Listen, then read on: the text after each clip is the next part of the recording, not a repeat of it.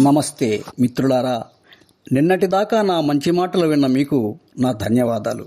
నేటి నుండి ఆలకించబోయి ఆంధ్రబాల అను ఒకటంతో నేను వ్రాసిన నీతి పద్యాలను మీకు వినిపించ సంకల్పించాను. ఆదరించి ఆశీర్వదించగోరుచున్నాను. అదుపు చేసి ఖర్చున ఆదాయమందున దాని పొదుపు చేసి దాచవలయు.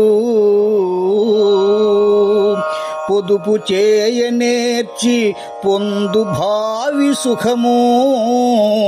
పొదుపు చేయనేర్చి పొందు భావి సుఖము.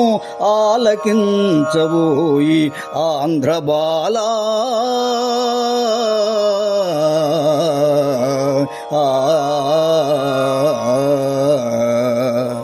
మిత్రులారా, రోజువారీగా గాని నెలవారీగా గాని మనకు వచ్చే ఆదాయంలో కొంత భాగాన్ని రేపటి కొరకు దాచుకోవడాన్ని పొదుపు అంటాం.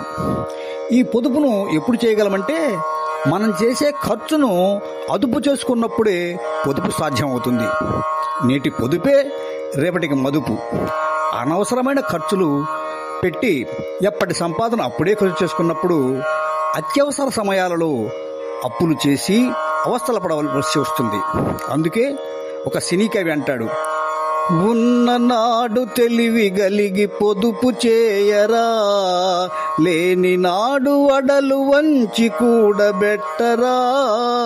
ఉన్ననాడు తెలివి గలిగి పొదుపు చేయరా, లేని నాడు వడలు వంచి కూడబెట్టరా.